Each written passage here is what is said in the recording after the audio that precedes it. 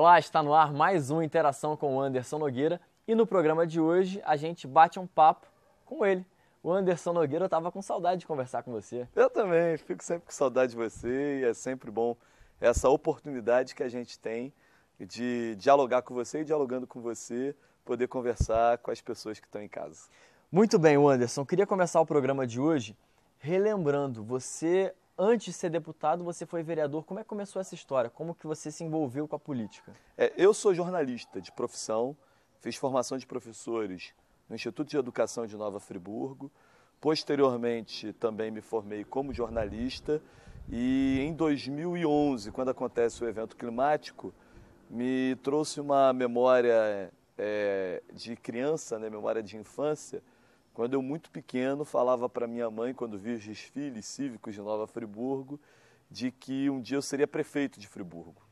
E aí, nesse sentido, em 2011, vendo tudo que aconteceu do evento climático, eu peguei emprestado o nome da minha coluna, né, no A Voz da Serra, que é Observatório, e disse para mim mesmo, eu não quero mais ser só um observador disso tudo. Eu quero interferir, eu quero participar, eu quero colocar em curso esse sonho de criança. Quero me dedicar a isso. Então, em 2012, me lanço como candidato a vereador e a gente ganha a nossa primeira eleição com apenas 5 votos de diferença. E ali nós iniciamos a nossa jornada. Quando eu fui vereador, sabe, Bernardo, acho que o que chamou a atenção das pessoas é que elas esperavam só o jornalista, né? Mas ali tinha o jornalista, que é o comunicador, mas também tinha alguém muito fiel àquilo que acreditava e que acredita, onde fui oposição ao governo Rogério Cabral, mas uma oposição que sempre buscou ser colaborativa. Me lembro de uma ocasião, de uma das discussões que tive com o prefeito Rogério Cabral, de que ele queria fazer em Nova Friburgo uma usina do asfalto. Uma usina do asfalto cara e, na minha visão, obsoleta, que está parada até hoje. E eu dizia que essa usina de asfalto devia ser moderna, que devia ser uma usina de asfalto de processamento de pneus, porque Nova Friburgo ganharia 2 vezes. Ganharia ao receber o pneu descartado, numa conta boba, parece que de R$1 a R$2 cada pneu descartado, ou seja, Nova Friburgo receberia dinheiro para receber esse pneu. E esse pneu se tornaria a base para a massa asfáltica, que é de mais qualidade. Obviamente que o prefeito não me ouviu, né? Mas eu estou dando esse exemplo para dizer de uma oposição colaborativa, equilibrada e colaborativa. E essa nossa postura na Câmara de Vereadores nos levou à candidatura de deputado estadual e uma candidatura vitoriosa. A vitória é de todos nós e não sou o deputado dos 20 mil e tantos que votaram em mim, sou o deputado de toda a Nova Friburgo e, por cada município da região ser importante para Friburgo, de toda a nossa região. Parabéns, deputado. Valeu, Fernando. Obrigado. E eu não nasci em berço de ouro, né? Minha mãe é costureira, meu pai é gasista. A minha mãe me dava força para estudar, meu pai nem tanto. Meu pai achava que eu tinha que consertar fogão como ele. Meu pai dizia que profissão de falar e escrever não é profissão. Profissão é aquela que tem que ter força física. E eu sempre discordei do meu pai nesse sentido. Mais pro lado braçal. Meu pai achava que tinha que ser braçal. Tanto é que acho que a grande decisão que eu tomei na minha vida foi por volta dos 13, 14 anos. Eu trabalhava numa loja de calçados, fui garoto de estacionamento, comecei a trabalhar numa loja de calçados. Meu pai dizia também que aquilo não era profissão. E aí eu fiz a prova para o Senai, para ser eletricista, e passei para o curso de eletricista. Meu pai ficou feliz, acho que foi um dos momentos que meu pai mais ficou feliz comigo na vida inteira. Mas aí, quando eu ia entrar, aí eu cheguei a sair da loja, e no primeiro dia de aula eu falei, não quero isso, não quero. Meu pai ficou um bom tempo sem falar, chateadíssimo comigo, e eu disse que não queria, e aí meu pai falou, então vai se virar. Aí eu tive que, muito humildemente, voltar à loja de calçados, ao Betinho, e falar, Betinho, quero voltar. E aí o Betinho, de braços abertos, está amado que de volta, porque Betinho foi um grande padrinho para mim. E mais do que isso, a loja para mim era muito bacana porque eu exerci muito ali o meu trabalho de comunicar. Eu aperfeiçoei muito o meu modo de me comunicar. Eu era um bom vendedor, viu? Eu vendia meias calças Lollipop como ninguém. Eu lembro que o Betinho comprava caixas e mais caixas de meia calça Lollipop porque eu vendia todas. Então, todas as mulheres compravam meia calça Lollipop comigo. Wanderson, você cumpriu 2 anos como vereador e você veio candidato a deputado e foi eleito. Mas você imaginava que você seria eleito? A sua campanha não foi uma campanha rica, com recursos, milionária? Que nada. Dos 70 deputados estaduais, a campanha foi a segunda que menos gastou recursos. A nossa campanha de deputado estadual foi a segunda que menos ganhou recursos. Não havia expectativa de vitória e nós entramos na campanha de maneira muito leve. Porque na campanha, e a vida não se resume em eleição, você não está ali buscando a eleição de um nome. Você busca a eleição de uma ideia. Então, você quer passar para as pessoas uma ideia, uma tese. E é isso que a gente fez naquela campanha de forma muito leve. A vitória, ela só se tornou realmente factível quando chegou a última semana de campanha e vieram pesquisas de todos os lados, inclusive do partido, de que, olha, vai ganhar a eleição, dá para ganhar a eleição. E aí, ali sim, naquela última semana, a gente falou assim, caramba, dá para ganhar a eleição, vamos buscar isso. Porque essa ideia encantou as pessoas, essa ideia conquistou as pessoas naquele momento e naquele tempo. Mas foi uma eleição muito difícil, porque eu fui muito criticado porque diziam, ele só tem 2 anos de política, 2 anos de vereador e já quer ser deputado. Mal chegou, já quer sentar na janela. E eu dizia, não se trata disso, não se trata disso. Eu não tenho essa ambição. Quem vai decidir são as pessoas. Se as pessoas acham que nós oferecemos um bom trabalho, um trabalho acelerado, eu posso dizer com certa tranquilidade de que os 2 anos de mandato de deputado, de vereador, se comparar a outros, valeu como se fossem 4 de vereadores, ficaram 4, não conseguiram fazer o que a gente fez em 2. E aí veio a eleição de deputado estadual e cheguei naquele mundo novo, onde ninguém me conhecia, ninguém sabia quem eu era. Eu cheguei na Leste, foi assim, as pessoas, quem é esse cara?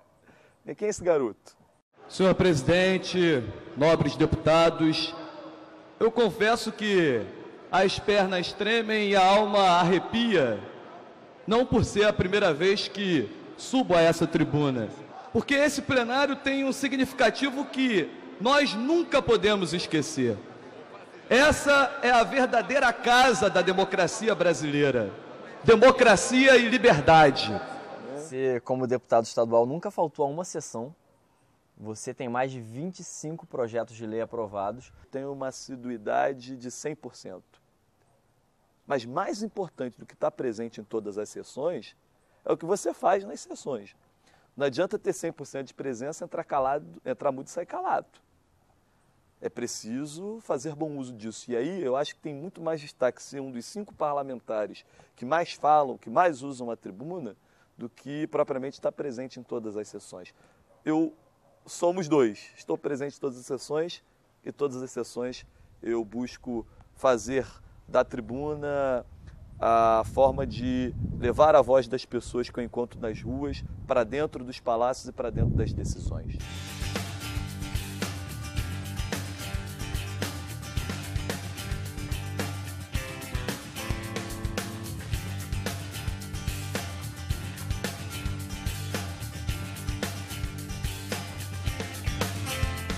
Você é o único deputado da nossa região. Você foi eleito por Nova Friburgo, né? A grande maioria dos seus votos foi de Nova Friburgo, mas você representa toda a nossa região. E num período muito difícil. Acho que é a pior fase do estado. Como é que foi isso para você? Bem, eu continuo morando no mesmo lugar que eu sempre morei. Eu moro num apartamento alugado há mais de 10 anos. Na mesma localidade, Rua Souza Cardoso, na Vila Amélia, no município de Nova Friburgo. Eu não mudei nem de casa, de endereço, e não mudei de personalidade. Eu sou a mesma pessoa de sempre.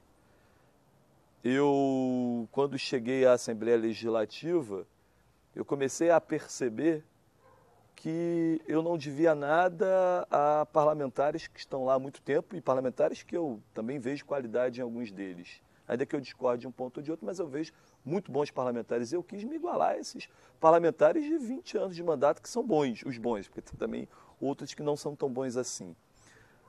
Enfrentar a maior crise da história do estado do Rio de Janeiro é complexo porque em 2015 se vendeu uma ilusão. E em tudo que eu ia percebendo, a função de jornalista me ajudou muito nisso, porque você lê estatística, você vê gráfico e traduz aquilo em informação. E vendo tudo isso, ainda que eu não seja um expert em matemática, em contabilidade, eu comecei a perceber, olha, esse estado está falido. Vai estourar uma mega crise. E desde 2015 a gente está alertando. Vai estourar uma mega crise. Não vamos acreditar nessas ilusões. E a gente se antecipou a isso. Quando a crise estoura de fato e as pessoas passam a sentir na pele o peso dessa crise, eu começo a ficar um pouco indignado que se fala da crise, né? O porquê da crise? O porquê da crise? O porquê da crise todo mundo sabe, o problema todo mundo sabe qual é o problema. Agora, quais são as soluções? Né? A gente sabe o porquê dos problemas, os personagens que causaram esses problemas, esses a gente tem que combater, mas é preciso também dar caminhos para o estado do Rio de Janeiro. E aí a gente apresentou um primeiro pacote de medidas legislativas para mostrar que o foco adotado pelo governo Pezão era equivocado. O governo Pezão queria arrochar para um lado, mas facilitando para o outro, fazendo as suas escolhas. O governo Pezão fez uma escolha. A escolha do governo Pezão é: ficarei ao lado dos poderosos e na manutenção do status de corrupção, do toma lá da cá. Quando a escolha de um estadista deveria ser a escolha das pessoas que mais precisam. Eu não compro na banca do governo Pezão nem a má gestão, nem a incompetência e muito menos a insensibilidade. Sabe, eu sou morador de Nova Friburgo. Eu venho da região serrana. E eu posso falar exatamente aquilo que eu vivi em janeiro de 2011.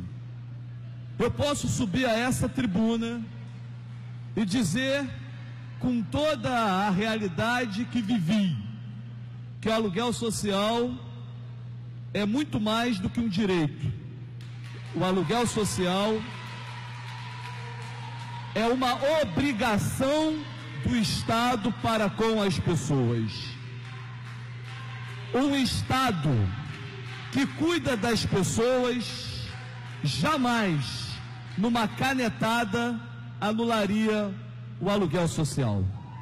E a gente fez essa defesa o tempo todo, criamos o Supera Rio, um movimento que tem por objetivo duas questões. A primeira delas, não explicar o porquê da crise, mas dizer como a gente sai dela. E o segundo, com uma visão de interior. Esse estado tem 92 municípios, 92 particularidades, é um estado que tem sotaques, e é um estado que não pode dar o mesmo remédio para todas as regiões.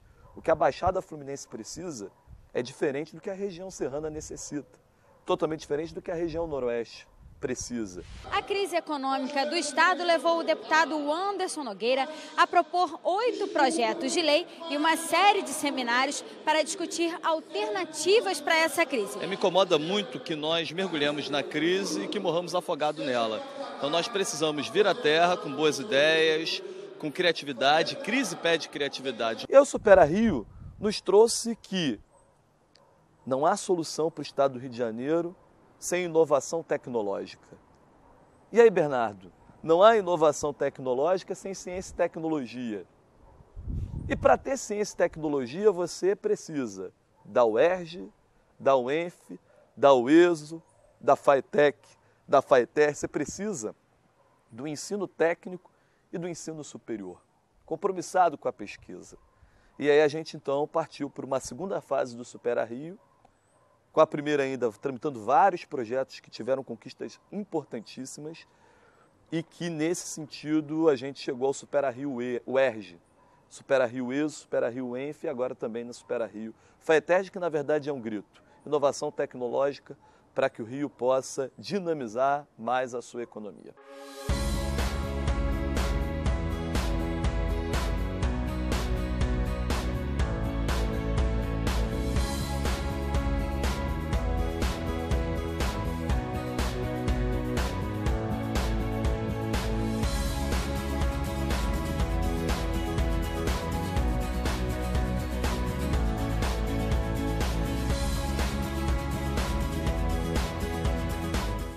O Anderson, objetivamente, porque tem gente que confunde, fala assim, tudo bem, o Anderson é deputado há quase 4 anos. O que o Anderson trouxe para a nossa cidade, o que o Anderson trouxe para a nossa região? Em primeiro lugar, é preciso destacar qual é a tarefa do deputado estadual. O deputado estadual é aquele que legisla, fiscaliza, que indica também. Eu não fiquei fazendo propaganda nesse tempo das indicações orçamentárias que nós fizemos. Eu não gosto dessa história de ficar vendendo ilusão para as pessoas. Se você for pegar as minhas emendas ao orçamento, nós colocamos aí provavelmente na casa de pelo menos R$500 bilhão em recursos para a região.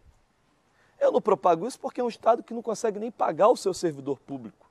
Um estado que não fez nenhum investimento ao longo desses últimos anos.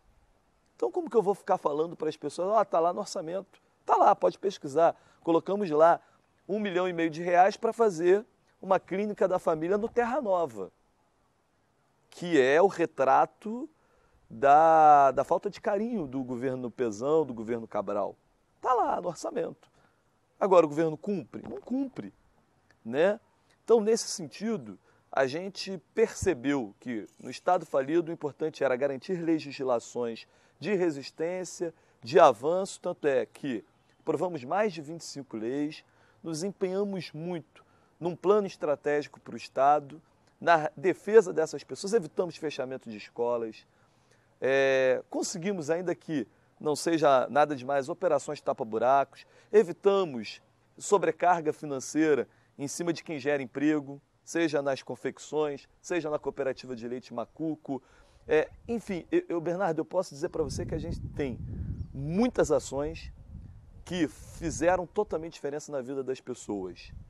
As pessoas ainda estão acostumadas a achar que o deputado é aquele que constrói as coisas. Ele pode lutar, e a gente lutou por muitas dessas questões. Mas isso é uma mentira, é uma falácia. O deputado, a sua principal função, e eu tenho certeza, a gente conseguiu cumprir. É de se indignar e é inadmissível que a gente suba aqui como se fosse tudo natural, como se tivesse tudo normal. As coisas não estão normais. As coisas não estão normais nas ruas, com a insegurança, mas também não estão normais na UERJ, não estão normais na rede estadual de ensino, não estão normais nas estradas esburacadas, não estão normais na forma que os nossos parques estaduais estão abandonados. As coisas não podem ser encaradas como naturais. Muito bem, Anderson Nogueira, você é um jovem deputado e também conhecido por atuar com a juventude. É um orgulho para vocês? Ser jovem, não ser um revolucionário, é no mínimo uma contradição genética. Porque os seus olhos brilham quando você fala do Parlamento Juvenil, que aliás você coordena há 3 anos. Eu acredito demais na juventude. Esperança que renova, exemplo para o Brasil. O futuro é agora, o Rio todo se uniu. Esperança que renova, Parlamento Juvenil. Eu cresci ouvindo essa frase, né? A juventude é o futuro da nação. Você já deve ter ouvido também, né? A juventude é o futuro da nação. Primeiro, que futuro é esse que nunca chega, né? E segundo, como você falar de futuro sem cuidar no presente? Para ter futuro, você precisa cuidar agora. O Parlamento Juvenil é isso, é cuidar no presente, é colocar a juventude como protagonista, é permitir que o sonho de um jovem lá de Varriçai possa encontrar com o sonho da jovem lá de Paraty. E quando esses sonhos eles se encontram, você percebe, não estou sozinho, há jovens querendo fazer a diferença como eu, e que a gente pode se estiver apaixonado por uma causa e não por si mesmo. Que é uma frase marcante que as crianças levam de edição para edição do Parlamento Juvenil. Sou eu, Parlamento Juvenil, Parlamento Juvenil, Parlamento Juvenil.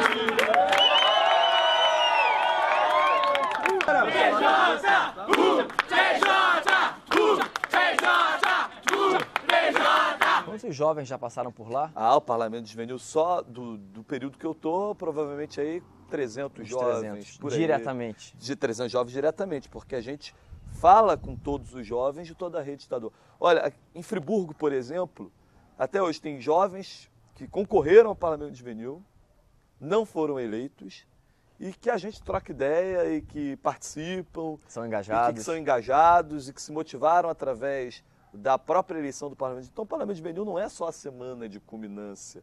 O Parlamento Juvenil ele inicia já no processo de volta de um parlamentar juvenil, de ser uma semente naquela escola, de transformar a realidade daquela escola, porque aquela coisa de que eu quero mudar o mundo, todos nós queremos mudar o mundo, né? Todos nós queremos um mundo melhor, um mundo onde as pessoas possam ser mais felizes. E muitas das vezes a gente acaba tendo devaneios de que essa mudança é planetária. A mudança planetária ela só ocorre do nosso pedaço.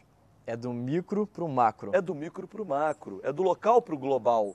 Ou seja, se a gente quer mudar o mundo, a gente tem que começar a mudar o mundo pela nossa rua, pela nossa escola, pela nossa cidade, pelo nosso estado e assim por diante. Os parlamentares juvenis têm muito disso neles, né? Eles querem mudar a micro-realidade deles e realmente eu fico muito encantado. O Parlamento Juvenil vale muito a pena. Fala galera, meu projeto foi aprovado, conseguimos juntamente com o Anderson Nogueira, tô aqui no gabinete dele. A Mariana Zilda que fez esse projeto de lei, né, que trata do Dia Estadual de Promoção da Liberdade, da Tolerância Religiosa para todas as religiões, porque as religiões são importantes e a gente precisa respeitar a fé de cada pessoa. Ao invés de falar de combate à intolerância, vamos promover todas, porque todas devem pregar a mesma coisa, claro, que é o amor, né, o respeito ao próximo. Isso todas nós precisamos ter essa visão de que elas devem ser respeitadas, devemos olhar para todas elas e ter certeza que cada uma é representada aqui. Parabéns, viu, Mariana Obrigada. Zilda? Ideia da Mariana Zilda, ideia da juventude, agora é lei para toda a população do estado do Rio de Janeiro. Beijão, gente. Valeu, Tchau. beijo, linda. A política de nada serve se não mobiliza afeto, sabe? Uma vez um amigo meu me disse assim: Bernardo, você tem que saber que afeto não é só coisa boa, porque eu só falo de afeto como um sentimento positivo, né? E aí eu comecei a parar para analisar e aí hoje até concordo mais com ele, realmente. A política não serve para nada se não mobilizar afetos. Seja o afeto de resistência, de às vezes ter que ser mais duro. É tudo que te atinge. Ou desse afeto que faz a gente abraçar sonhos, que faz a gente abraçar pessoas. Porque também o que é sonho, né? Sonho sem pessoas não é sonho. Sonho só é algo que realmente interessa quando é para as pessoas.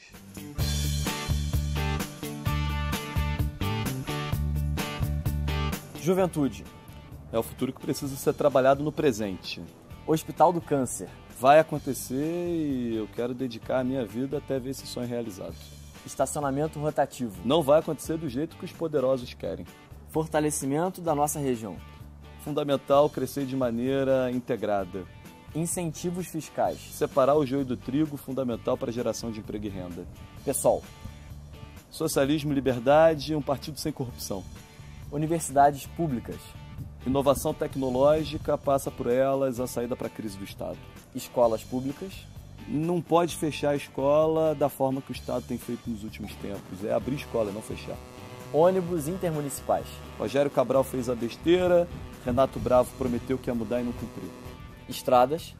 Uma buraqueira só, precisa de uma solução, mas acredito que pedágio não seja melhor. Posicionamentos. Tem que ter coragem para fazê-los e escolher o lado pertinente da história. Protagonismo de Nova Friburgo.